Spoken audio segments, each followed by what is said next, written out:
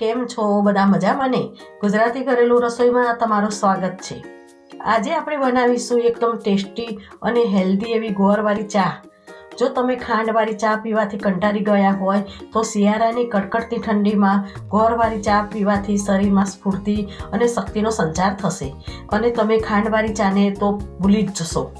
તો ચાલો બનાવવાનું શરૂ કરીએ। તો અહીંયા આપણે એક તપેલીમાં 1 ગ્લાસ જેટલું પાણી રેડીશું। પાણી ગરમ થઈ ગયા પછી તેમાં 2 ચમચી ચા નાખીશું। પછી તેને બરોબર હલાવી દઈશું।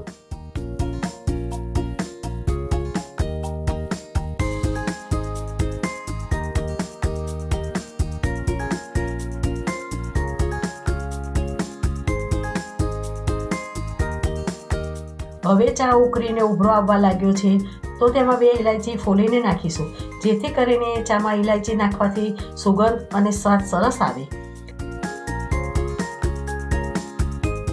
હવે આપણે આદુનો ટુકડો લઈને નાની છેણીથી છીણી લઈશું। અત્યારે શિયાળામાં આદુવાળી ચા પીવાની ખૂબ મજા આવે છે।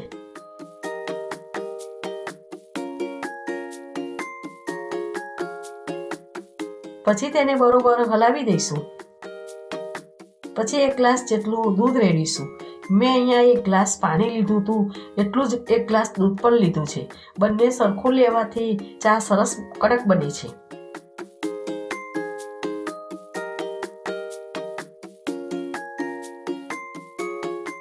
પછી તેને 2 થી 3 ઉભરા આવે ત્યાં સુધી ઉકળવા દેવાની। જેમ ચા ઉકળે તેમ ચા કડક બને અને સ્વાદ પણ સરસ આવે।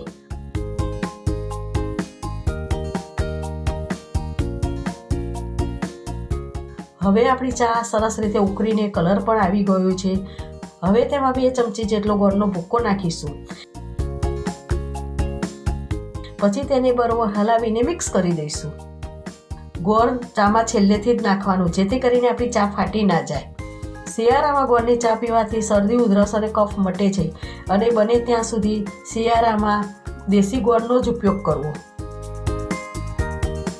હવે આપણે એક તપેલીમાં ચાને ગાળી લઈશું। પછી આપણે ચાના કપમાં ચાને ભરી દઈશું। તો જુઓ, આપણી ગરમા ગરમ હેલ્ધી ગોળવાળી ચા પીવા માટે રેડી થઈ ગઈ છે।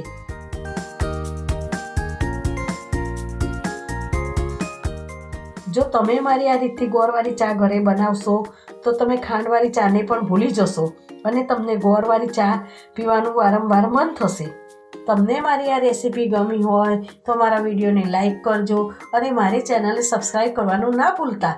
જય શ્રી કૃષ્ણ।